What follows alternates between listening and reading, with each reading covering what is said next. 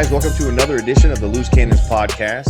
I'm hanging out with Christian, and unfortunately, Stank can't hang out. I think he thought it was more important to chill in the hot tub with his wife. So yeah, he's definitely breaking the rules. Can't fault him on that one, but but it's all good. We got a special guest with us today, editor from the Draft Wire, and also covers the Bucs for SI.com, and that would be Luke Easterling. Welcome to the show, Luke. How you doing? Doing great, man. Finally excited to be on the show, man. Let's have some fun. Oh yeah, it'll be fun. Yes. Hell yes. I'm glad. I'm pretty stoked to have you on here, man, because Bucs, the draft, pretty much everything that we have questions to, and we're going to kind of dive right into something that came out last night. Was the news that Shaq Barrett was 50-50 on signing his franchise tender for the Buccaneers. Is this something the Bucs fans should be worried about, or is this simply Shaq playing the game at this point? Yeah, I don't think it's something to worry about yet. I think there are two sides that you always need to keep in mind when you're dealing with Shaq. And anybody who's talked with him even about this subject, you can tell that I think for Shaq, he would obviously prefer the long-term security, but he is perfectly fine in terms of his ego and in terms of what he's accomplished playing on the franchise tag for one more year. He's admitted himself. He's like, that'd be more money than I've ever made combined. So, I mean, he gets it, but you also have to understand who's pulling the strings behind him in terms of his financials, and that's Drew Rosenhaus. I mean, one of the most, notorious agents in the business, who's not going to let any of his guys just get by with, being happy to be in the building, to be happy to be there. So at the end of week 17, when he racked up those 3 sacks and he took that title away from Chandler Jones, I was coming out of the press elevator just as Drew Rosenhaus was coming out of the tunnel into the elevator, and the smile on his face was the size of Tampa Bay. I mean, it was that wide, and you knew why, because he was about to get paid. So one way or another, it's going to happen. I think, honestly, if it were me, just my opinion, I think what Shaq probably means by this is there's a 50-50 chance we get something done before it's necessary for me to sign and play on the one-year deal. That's what I think, just from talking to Shaq throughout the year, and even back in March when he made it clear that he was fine with playing on the franchise tag if that was the last resort. I do not think this is going to turn into a holdout. I don't think it's going to turn into a big deal. Again, they have until July 15th to sign that tender. I don't think this will end up being a big deal. It makes for a good headline. I'm as guilty as anybody. I wrote the headline. I wrote the story because it is newsworthy. But what's really going on, I really don't think it's going to have a huge impact.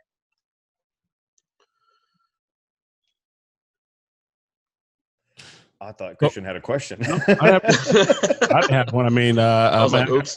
I got some stuff. I got some questions and stuff like that, not related to Shaq though. But it's been a while since we talked, bro. Since the last time we broke bread, we were in definitely a different place. We were talking about Jameis and putting weapons around them in the office with Dirk and et cetera, and who the running back was going to be. How do you feel, all around, since the signing of the coolest coach in the league in VA, and now that we have Tom Brady moved on from Jameis, state of the Bucs as a fan? I mean, I know you're not allowed to be a fan, or I don't know how you feel about that, because I know you have to be, unbiased and just. I don't know how that works.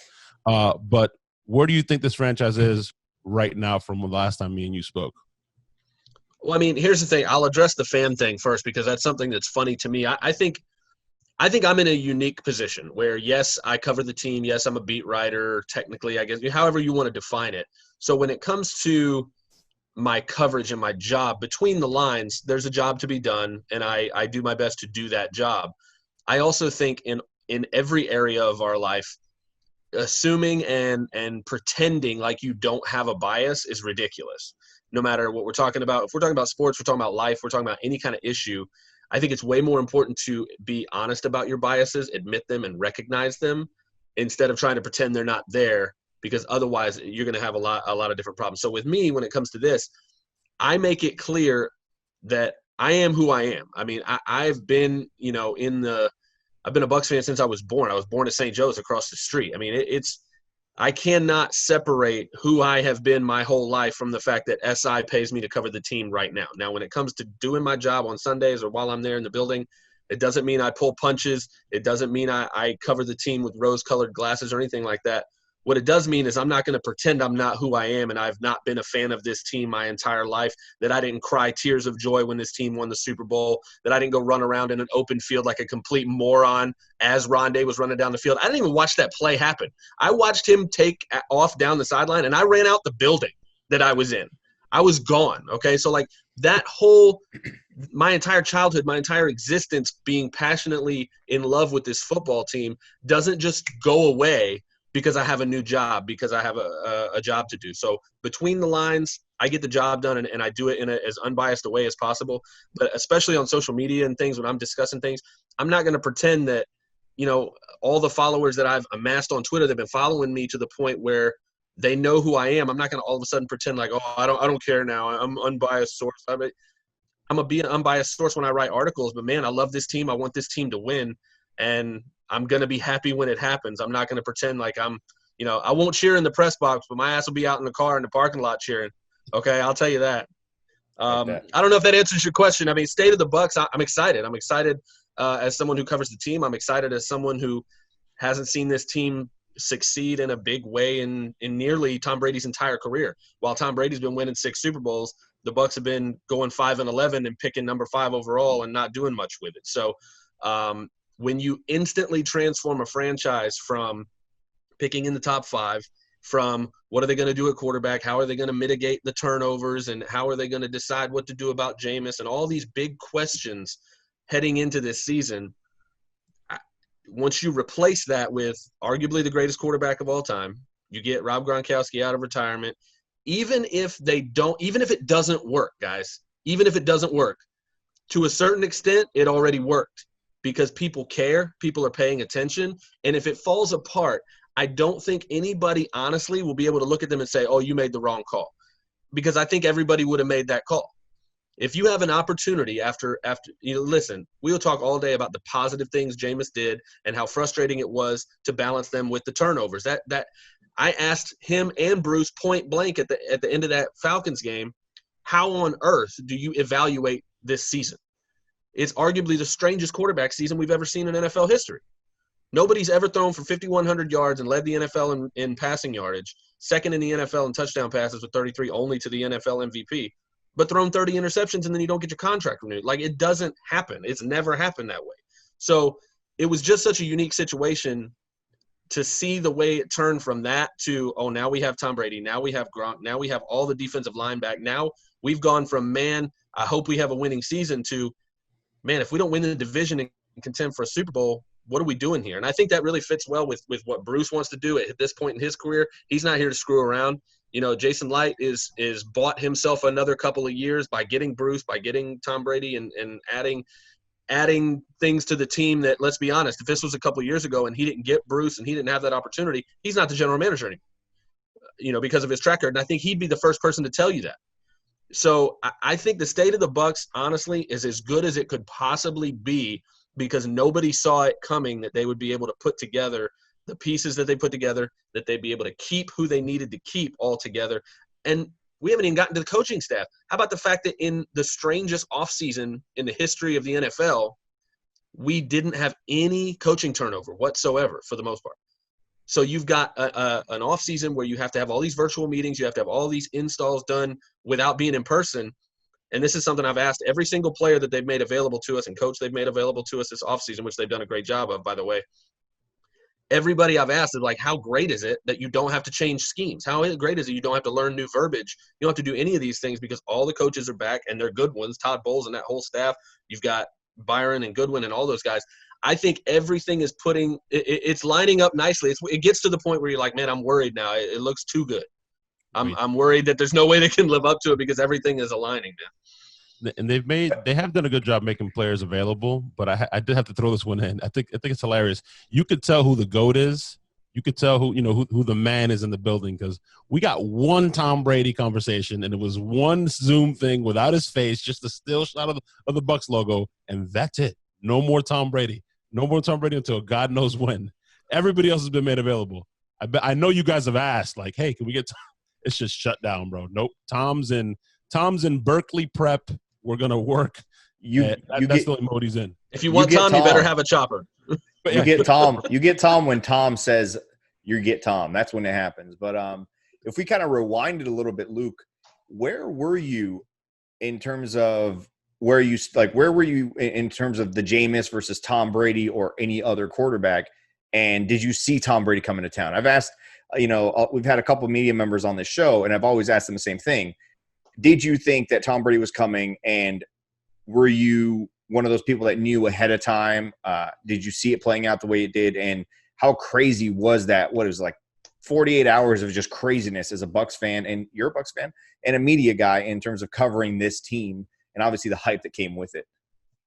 I think, and maybe this is because I've been a fan of the team for my whole life, I didn't believe there was a chance in hell until that Instagram post, until I saw it with my own eyes, him putting pen to paper. I always believed that there was just a way that this wasn't going to work out, because every single time it looked like things were leaning that way, there was always something that made more sense elsewhere. It always made more sense for him to go back to New England until it didn't. It always made more sense for him to pick the Chargers because LA and his production company and the endorsements and all that stuff, until it didn't. So, I mean, at the end of the day, he surprised the heck out of me, at least, by actually doing it. He signed with the Bucs. Who does that? 6-time Super Bowl champ, 3-time NFL MVP, whatever. The greatest quarterback of all time does not pick this franchise, guys. You know this. It does not happen. So that's why when I talk about if it doesn't work, it already worked. That's what I mean, is that it already made this franchise relevant in a way that nothing else short of actually winning a Super Bowl before that would do. It's put them in the conversation, and there's so many things that go along with that. It gives guys like Levante and guys like, JPP is already kind of a known commodity, but guys like Vita and Shaq, even to a certain extent, that young secondary, so many players are finally going to get a chance to shine in front of a national audience because people give a damn about this team. And if it took Tom Brady to get there, I don't care. That's fine. I'll take it. I even mentioned, and it's no disrespect. It's not like he's not considered a top receiver now, but I think it puts him in another stratosphere. Even Mike Evans, as special as Mike is, and I consider him a top 4, top 5 receiver. I think it puts him at a whole nother stratosphere again. Just that light shining on this franchise. So definitely, Mike Evans is a Hall of Fame wide receiver. Okay, Let's be honest. 6 straight 1,000-yard seasons. If he does it again this year, he'll be the only one. Him and Randy are the only ones that did it. If he does it again this year, it's just him. Okay, he's got a gold jacket waiting for him. He's consistent. He's, as good of a person off the field. Yeah, come on. Come on. He's a Hall of Fame wide receiver, and when, like you said, when you get that national spotlight, then it clicks for people, and they're like, oh, it's Mike Evans. Like, yeah, welcome to the club. We've been watching this for 6 years. We've been here. Yeah, we've been hearing about Julio Jones and DeAndre Hopkins and every receiver except for Mike, and we're like the only guys down here who are like, there's this guy who wears number 13 for the Bucs, and he's fucking good, like really fucking good, and no one seems to give him any credit until he's on Monday Night Football randomly at the end of a 2016 season because they kind of had some luck with the opponents and things of that nature. Then all of a sudden he gets a little credit, but still he's like always out of the conversation. And now him and dude Levante, I'm so excited about Tom Brady just because of Levante.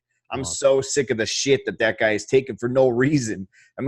This guy, I think he could be a Hall of Famer. He is a top 5 linebacker easily. It's better than Luke Kuechly. No conversation. He's never in the conversation. He's not in a Pro Bowl. It's like just constant disrespect. But now people are going to see him make those plays that we've been watching since he got here from Nebraska, and people will be like, "What? Who's this guy?" You know what it is. What it's going to be like is it when a band like finally gets a hit on the radio after touring in their state for like 10 years. And, like, they have, like, a small following, but nobody's like, hey, man, have you heard of this new band, bro? It's like, dude, new band, what the heck are you talking about? Like, they have 6 albums out. What are you talking about? That's what it's going to be like for Levante this year. People are going to be like, man, I love this new linebacker, Levante David. He's pretty good. Luke, you cover the Bucs, and the topic recently surrounding the Bucs nationally has been all around this whole Tom Brady and ignoring the NFLPA's recommendation to social distance with other teammates and things like that. What are your thoughts? Like, where do you stand on that? Do you think what Tom is doing, as others have labeled it, they kind of consider it to be, thumbing, sticking his nose up at the whole idea of social distancing? Or do you think it's really just people talking because there's nothing else going on? And do you think he should take credence to what the NFLPA is telling him? I mean, I think it's a little bit of all of that. I think that if it's not a rule, you're not breaking a rule. Recommendations or guidelines for a reason. You don't, because that was the first, when I first wrote about it, obviously the response was he's been, there he is cheating again, breaking all the rules and that don't apply to him and blah, blah. It's just not, that's not what this is. Is it concerning? Sure. Anybody who looks at those charts that come out every single day, about, the cases that are coming out, and obviously the team is dealing with it as well.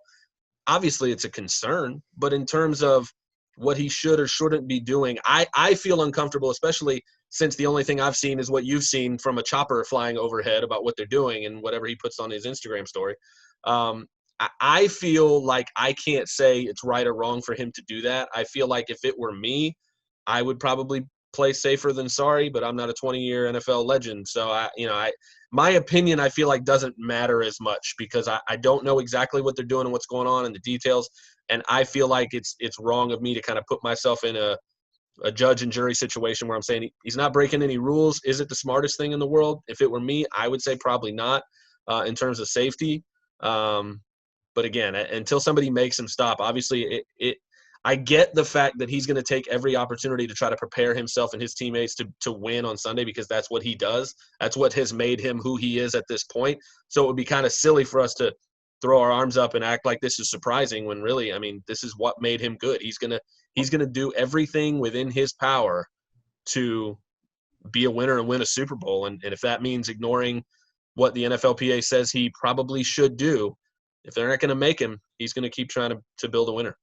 I think it comes with what you said earlier, right? It's not, if it doesn't work, it already worked type thing. It comes with the expectations, right? That pressure that's on this team now in this organization, that pressure that's on Tom, that's 365. That's all the time. And the only way, not necessarily to alleviate the pressure, but to live up to the expectations is to prepare all the time, man. That's just the way that guy's wired. That's why he's been so successful. And there's different levels of tolerance, right?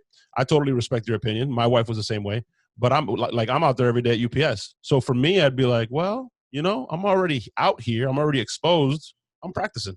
So again, I respect everybody's opinion that, some people are, far on one side, far on the other. I'm kind of somewhere in the middle. If you don't want to expose, you don't want to expose yourself. If you do, you do. But I get it. With the pressure that's on this franchise and the pressure that's on him, can you do it without Belichick? Can you bring the lowly Bucs, up to, where the expectations are? That's what makes him the GOAT. I mean, a lot of that stuff too, though, you have to kind of – people are looking at it like, man, if this guy gets it or if these guys that are there get it, like, doesn't that put the whole thing in jeopardy? I'm of the belief that they're outside, they're sweating. The likelihood of that happening, in my opinion, is slim. But, if they were inside and they were, shaking hands and doing all that, I would maybe feel a little bit differently. But it all goes back to, does it put that season in jeopardy? Now, the NBA has their, they're trying to return to glory or bring back the season somehow with this weird Orlando playoff thing that they're coming up with. And they have all these tests. Now, as it gets near to the July date for the NFL training camps to start, I don't know how much information you have behind the scenes, Luke, but is there a protocol in place for when those when the mass testing starts to occur for these NFL players and what the protocols are going to be for, how they deal with superstars getting this disease, how they deal with intricate parts of the team, or not intricate parts, but intricate groups of players on these teams to where you have to expand rosters and things of that nature that could affect the quality of what we're going to see come NFL season. I wish I did, man. I have no clue. I'm probably not excited. Excited is the wrong word. I want to see it. I'm anticipating it as much as you guys are, as much as any fan is, because I feel like there's no real roadmap for this one. In this modern society, in this modern sports world that we have and dealing with this, I'm very interested to see how they're able to plan and then react to what you didn't or couldn't plan for when it happens, because I think that's going to be just as important as whether or not there's preventative measures, and then, it's how you react to that. So I think there's only so much they can do to prevent it up until the point where they just have to say, well, if we're going to play, we're going to play. And at that point, it's all about how you react. So I'm in the dark, man. I'm just as interested to see how they react, how well they're going to be able to mitigate this because if they really want to start training camps in a month and start playing football games in a month after that, I'm just very interested to see how that's supposed to happen, especially in the state of Florida with the numbers that we've been seeing. I'm very interested to see it. It's one of those things that could go so great. Like, oh man, they weathered the storm. They figured it out. It worked out. The season was a success. Or there's the other side of that coin of, man, this was a terrible move. Will it hurt the brand? Probably not. But the quality of that season and that entire just, experience is just going to be something that won't be forgotten, but it'll be, somewhat of a stain, but it's a risk. And I think there's just too much money involved. And I know I cut you off, Christian, but there's one more thing that kind of ties into this. I guess the NFL had meetings with the owners and Goodell today, and they actually agreed to tarp off the first 6 to 8 rows in these stadiums in terms of the seats, and actually use that space for local sponsorships and things like that, ads to be displayed during the games. That's weird to me, and I think it's a little bit unfair, but it also makes me feel like maybe we're not going to have full stadiums regardless.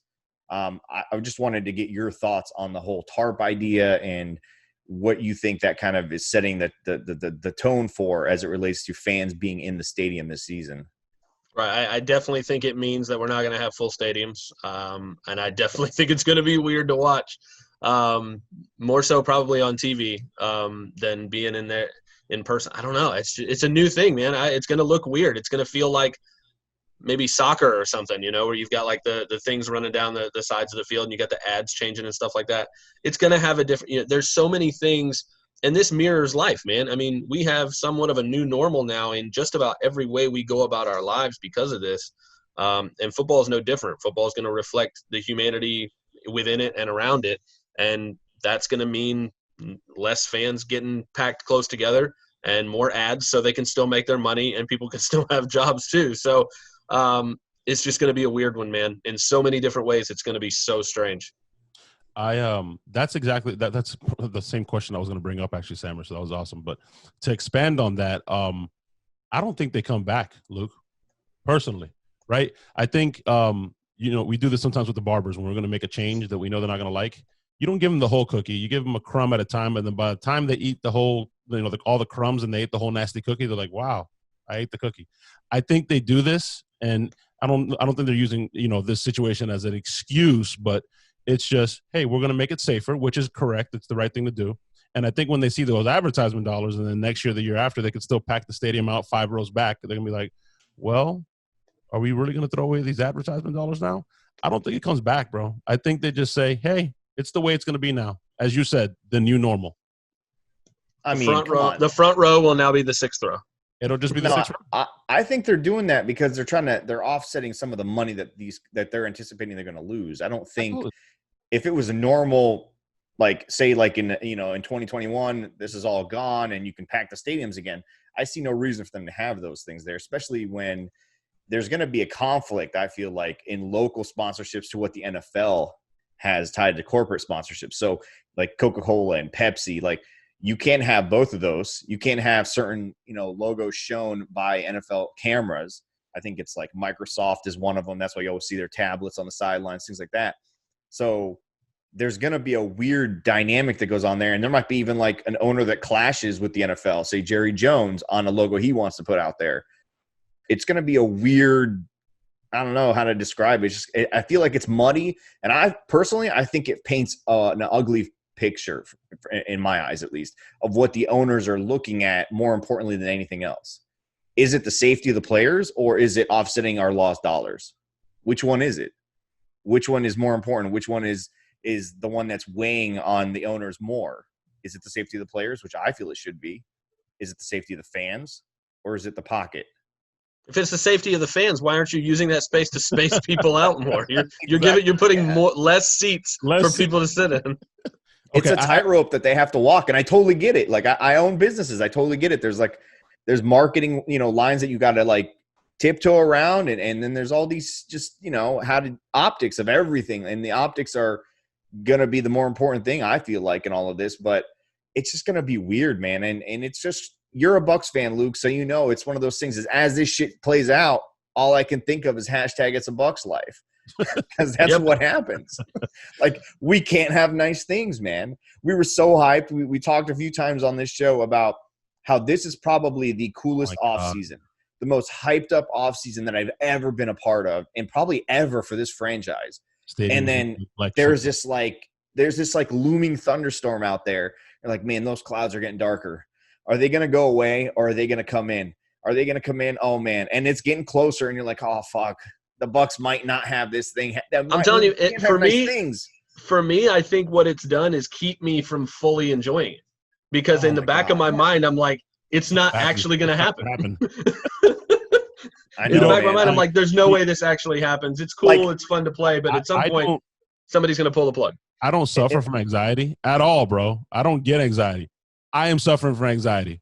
Since this has happened, I have literally, it's been both sides of the spectrum. Every day it's different. I talk to Sam every day. I talk to Stank every day. And every day it's going to happen, man. It's too much money. And the next day I wake up, I'm like, crap, 55. Listen, you call me and you ask me, hey, Sam, is it going to happen? Is it going to happen? And I always respect, hey, man, too much money, Christian. It's going to happen. But I don't tell you, bro. I wake up at 3 a.m. every night. Sweating. And I'm thinking, oh, God. All the Tom Brady stuff, we're never going to get to wear it because he's never going to wear it. Oh, man, all we have are these stupid photos. Damn it, why? In Berkeley and then we get this stupid freaking report yesterday. Chris Godwin's playing Madden with Hollywood. Is it Hollywood he was playing with Brown. from Baltimore? Yeah, Orlando kid, cool dude. He's playing Madden on that whatever championship bullshit that was, and then they ask him, what did Brady promise you for the number 12 jersey? And he goes, a Super Bowl, and I'm holding him to it. I'm like, oh man, oh no, come on, it's gotta happen. It's gotta happen. I gotta interrupt here because both our phones are blown up, mine and Sammer's. Luke, Stank wants us to let us know. Sorry he couldn't be here. He wants us to tell you that he loves you, and he wants to hear that you love him back. Tell him now. I'm waiting for confirmation. I'm gonna have to whisper it. My wife will hear me, so I don't want her to get jealous of Stank. But literally sending a bunch of memes. What's up? I'm waiting.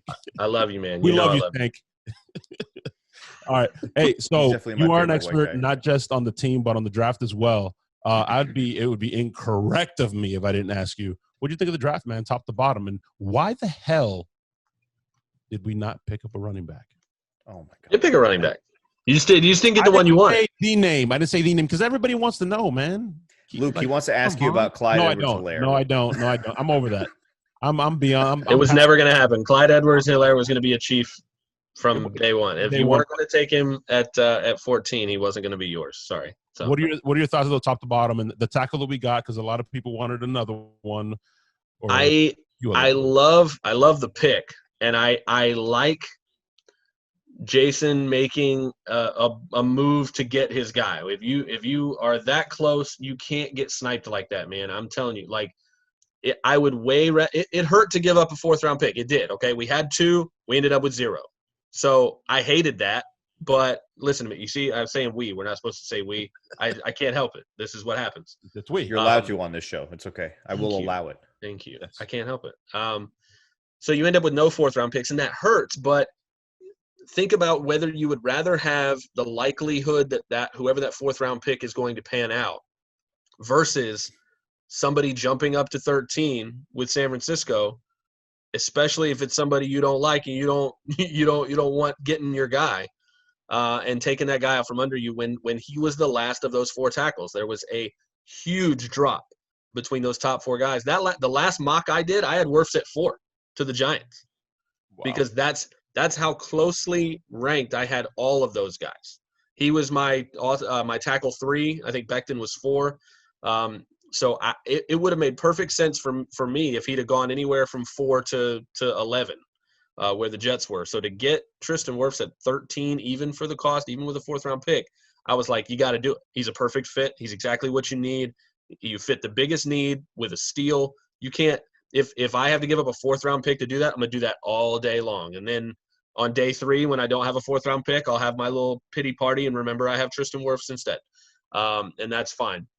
Winfield, good God in heaven. Yes, please. Number 25 overall on my board. They get him at number 45. I mean, the perfect safety for Todd Bowles, man. I mean, these safeties are interchangeable in this defense. He can play in the box. He can play single high. He makes interceptions. He makes plays in the backfield, darting in and blitzing and making plays on the quarterback. He does everything. He knows what the NFL game is about. He's been around it his whole life. His dad was a stud defensive back himself. I think he's a fantastic pick for this defense, fantastic value overall. Obviously, Keyshawn Vaughn is where it started to go like, oh, come on. Like we had our hearts set on a running back, and we had our hearts set on one that we felt was going to be, a 3-down guy who was going to make Ronald Jones have to work and bust it to beat him out to be the starter even on first and second down. And that's not the guy we got. We got Keyshawn Vaughn, who I think is a perfect fit for the James White role that Tom Brady has become so accustomed to. So if you're a fantasy owner, I think you like this pick a lot. I think if you're a Bucs fan in a vacuum and you see all the other running backs that were in this draft and who you could have had, I think it was really hard to see them not – again, it's hard to balance it because I love them taking Winfield, but I would have loved to see Dobbins instead, going in the second round as opposed to going to Baltimore, and then you end up with Vaughn in the third. So all told, it could all end up really, really good. I hated not having any fourth-round picks because I think there's just still a lot of talent, especially in a draft that was so deep at wide receiver. But then they go and get Tyler Johnson, who's a guy I would have taken with one of those fourth-round picks, and they get him in the fifth. So that was one of my favorite picks. The seventh round, the sixth and seventh round guys, you want to just make the team, right? You want them to fit. You bank on upside. That's why you get a guy like Davis with ridiculous athleticism for his size for the defensive line. He can play behind, Sue and learn from a guy that's been in the league at playing at a high level for a long time. Chappelle Russell, if he's not dealing with knee injuries, he's a way higher pick than that, similar to Jack Cichy a couple years ago. So Raymond Calais is kind of gravy on the icing on the cake, as you were. I mean, I don't know if he makes it as a return specialist. Bruce loves TJ Logan. That's his guy. He wants him to be the return guy and succeed. And I think that the running back depth chart's going to get a little deep, especially if Dare stays. It's going to be interesting to see if he makes the team. So, the draft is all about trying to hit on guys in the later rounds that can stick and maybe have some upside later, and making sure you hit on those first 2 or 3 picks. So while overall in a vacuum, the value with a guy like Vaughn may not have been what I wanted to be. And that's another thing. It's hard to – what I do at DraftWire is not what the Bucs are doing in their draft room. Okay? No NFL team makes a list of the top 300 players at every position and ranks them vertically in a slideshow format. Like, nobody does that. That's not their job. Their job is to identify the players that fit their system, their team, where they are, and personality and all that.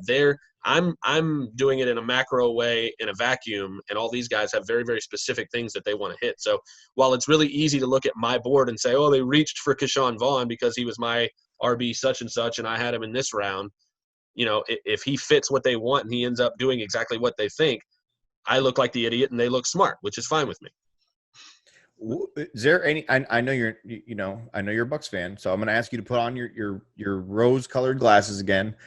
Which of those guys that you listed off are you most excited to see put on the all pewter uniform? Which of those guys are you most excited about just to see hit the field and play for the Bucs? Personally, I think collectively, maybe on this show, it's Winfield.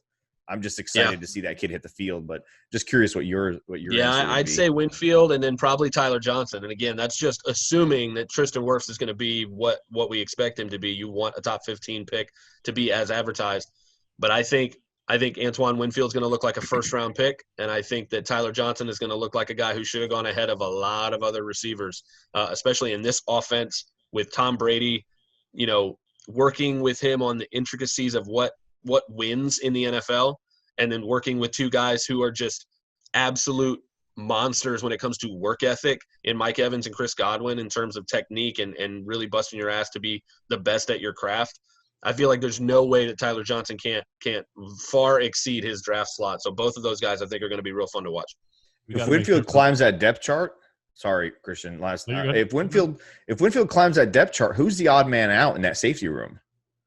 I'm worried that it's Justin Evans because I just don't know. I don't know if he ever plays football again. I hope so, obviously, because similar thing with Beckwith, man. It's just bad luck, man. There's nothing you can do about it. And I think when Evans was healthy, man, he looked real good. But I think that's the easy answer. I know the Bucs really like Dakota Dixon, and when he got hurt really, really early, I know they were really disappointed.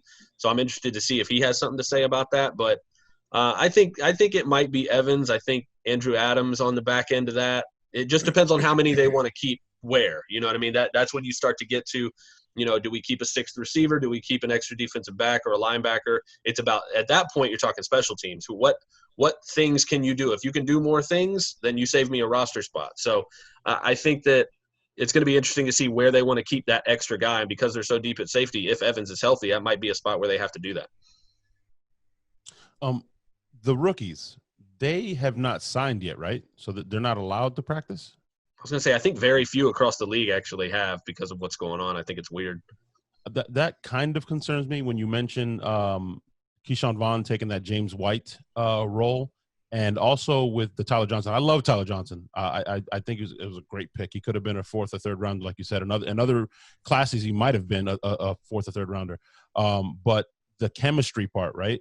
Like these guys are out there practicing and repping with Tom Brady every day. We don't know what training camp's going to look like. No OTAs, no rookie minicamp. Do you think that might set him back a little bit? Keyshawn Vaughn, White role, and then Tyler Johnson, because even the rookie that he had, Tom Brady had last year, the one from supposed to be pretty explosive, and then he ended up just not. He got hurt and fell back a little bit. You remember they took him in the first round. Sony Michel? No, the receiver. Oh, the receiver, N'Keal Harry, yeah, because he got hurt, he got kind of set back. There wasn't that chemistry, so I'm afraid that Tom, when you have OJ and you have Gronkowski and you have Mike and Godwin, and then of course wide receiver one Scotty Miller out there every day. Tyler, the reps start getting a little thin. You know what I mean? Yeah, I definitely think it would be good to temper at least immediate expectations for really any rookies whatsoever, but especially guys like you said, where it's really easy for you to look at college highlights of Tyler Johnson and say, oh, he's the number 3. He's the new Perryman. He's going to step into that role. But, Justin Watson and Scotty Miller are going to have something to say about that. And they've been in the building. They've been in the offense. So really Tyler Johnson is probably the 5. So, it's going to take time for him to get into all of that. And like you said, because of the situation that we're in, it's going to make it more of an uphill battle for him. So I definitely think expectations should be tempered. I just think at some point the talent rises to the top, and I think once it does start to click for him, maybe it's mid-season, I think that's when you start to realize, like, okay, it's his turn now. He's the guy. Similar to Godwin. Godwin started off a little slow his rookie season, then by the time of course, and that's normal, man. That just happens. And like you said, because of this year being what it is, it might just take a little longer than usual. The beauty of this roster, the way it's set up now, especially on offense, they have so many mouths to feed. It's okay. Like they have the luxury of basically learning throughout the season. And maybe when, Godwin maybe, has a little nick here, something like that, Scotty Miller is going to obviously tear at least 2 of his hamstrings throughout the season. So, you'll be able to kind of slide those guys in. And by that time, that chemistry has been built. I personally don't like the lack of the coaches getting their hands on these rookies at an earlier date, especially the offensive linemen that we drafted. Wirfs. I mean, they hate it too. Yeah, I know they do, because all we heard leading up to draft is that guy was, kind of still raw talent. He was a ball of clay, and I feel like he's missing out. How that, affects the start of his season is kind of a big deal. I feel like that he would probably because he's not Tyler Johnson, right? Else. He's not. He's not a guy that's coming in with, well, if he doesn't start, we don't need him to. I mean, DeMar's not coming back. It's his spot. So if he doesn't get it, they're in big trouble. I agree. I mean, Bruce Arians said it the night that he called him. They showed the highlights, right? When he picks up the phone, he calls him. He goes, "What did he say?" And Tristan Wirfs looks at his family. He said, "Am I ready to protect Tom Brady?" Like, get ready to protect Tom Brady. Like that's it, bro. There's no, like you said, the luxury of waiting behind other guys and it's okay. No. You're protecting Tom Brady. But I think what helps is the versatility of the 2 tight ends that we have. If Gronk can get anything as far as effort out of OJ and kind of – because it's different when it comes from your peer as opposed to a coach, right, Luke?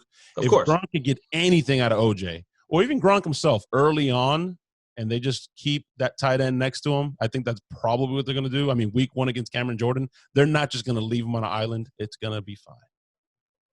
I mean, the other thing too, man, keep in mind is how do those guys work out on their own? What is Tristan doing on his own time? Now, I don't really know how the rules work, especially with these rookies not being actually like signed to the teams that they were drafted by. Luke, what are they allowed to get playbooks from the coaching staff now? Are they allowed to have phone calls and conversations or anything like that, or Zoom meetings? Or is it, if you're not signed, you're still basically outside the building and just out of touch? How does it work? I don't know this for a fact, but as far as I'm aware, they can be involved in the virtual offseason just like anybody else would, because their draft rights are owned by the team. So you've already made that clear that you've picked them. You own if they're going to play in the NFL, they're going to play for you. So even if they haven't signed, you have kind of the right to do that. So as far as I know, again, I could be wrong about that, but I'm pretty sure that they have just as much access to that information and those things as any other player on the team would, in terms of the virtual offseason and the workout programs and that sort of thing. But like you said, it does come down to what they're doing when the camera's off, what they're doing when they're not in the building, whether they can be or not. That's the case no matter what, because we hear it every year. So-and-so shows up in the best shape of his life, or so-and-so shows up way out of shape. And this offseason, more so than any other, in so many different ways, is going to show who puts in the work in the offseason and who just sits at home doing nothing. So hopefully for the Bucs, that's the case, and these guys are busting their asses out there. Chris Godwin said it in The Current. He goes, this is if there's any year, he's like, this is the year you're going to find out who really cares about football and who doesn't. Yep. You're going to find out who cares. You hear it all the time. Like you said, in normal off seasons, you hear it where so-and-so failed this conditioning test. Coach so-and-so is not going to let him practice until he can finish the conditioning test. And this year, it's going to be unique. I think you're going to hear a lot more of that. It's going to be weird, man. When that season starts, it's going to be really weird. Training camp's going to be weird. It just – obviously, there's not going to be training camp with fans included. It's just going to all be weird.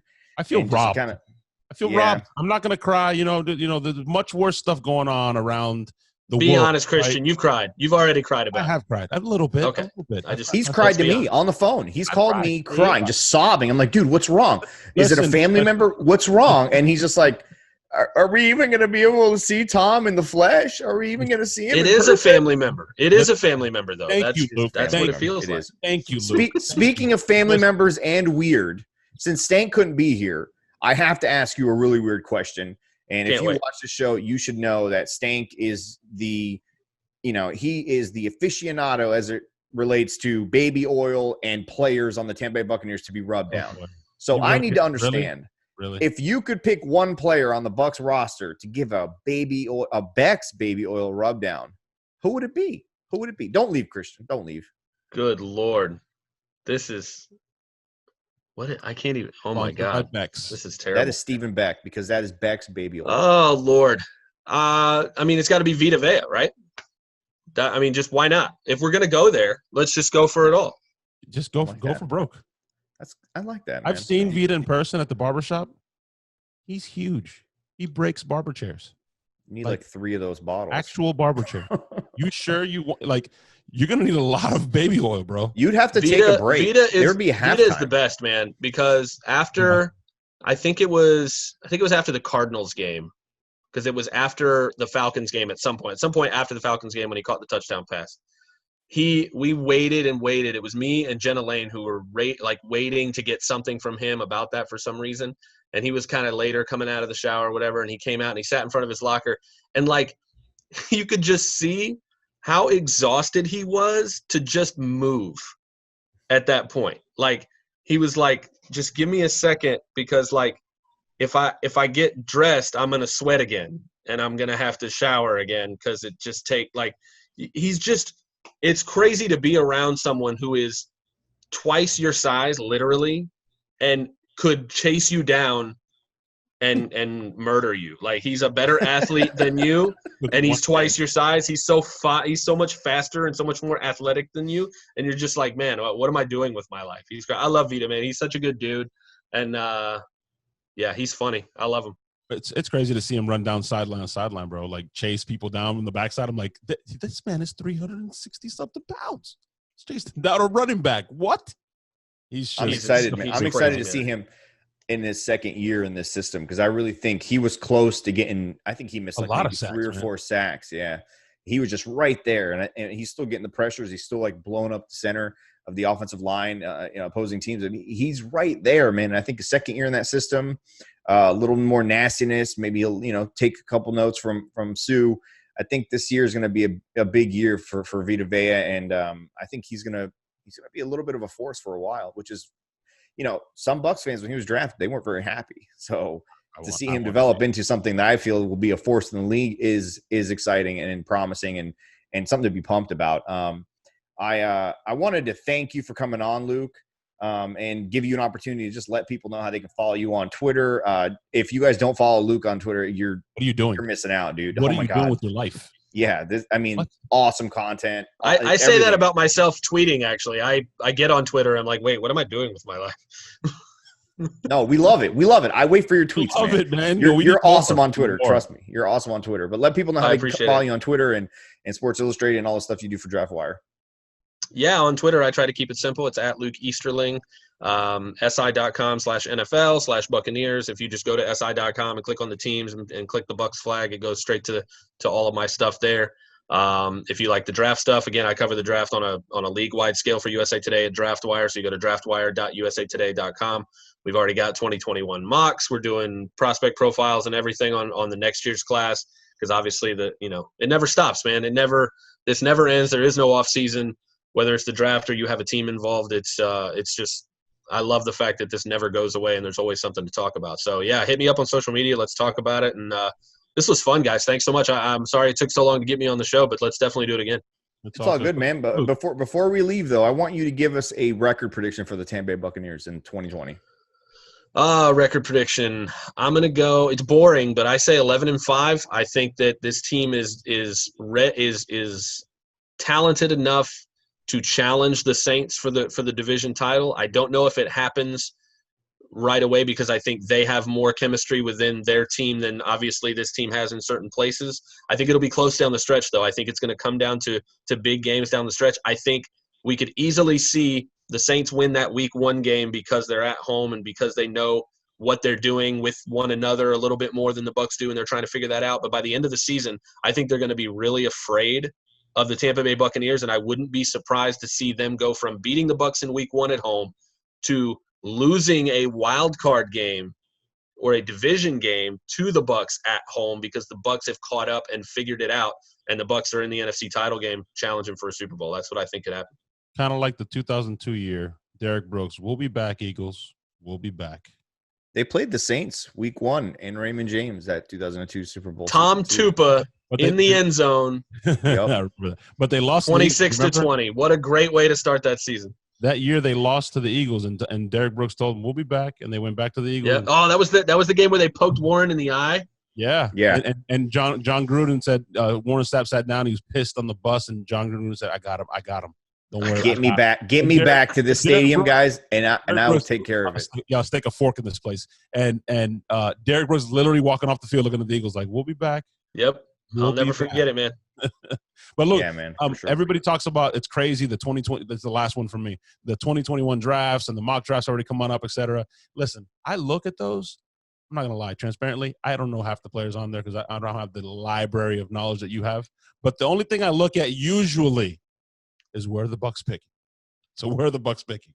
Because that means something. See, I always cheat because I got tired of people. I got tired of let's be honest, doing the work to actually figure out, all right, who should go. Like I would plot out the records and like who's the playoff team and be like, and then I was like, wait a minute, I do all this work, and then everybody just yells at me for how low their team is ranked, and it doesn't work. Or even if their team is 31st instead of 32nd, they're like, how did we lose the Super Bowl, bro? We totally would win against that team. What are you talking about? So instead, I cheat now, and I just take the Super Bowl odds and invert them. So if anybody has a problem with it, I can be like, hey, go blame BetMGM because they said the Broncos will finish 11th, and not me. Sweet. I like that, man. So to answer your question, 29th in the last one. I mean, for year one, unacceptable. I'm not happy. Unacceptable. It's better than 5th. No, unacceptable. All right, Luke, thank you, bro. Thanks for hanging out, Luke. Hey, I know you're not allowed to say it, but we are. Go Bucs. What the hell? You can say it. Go Bucs.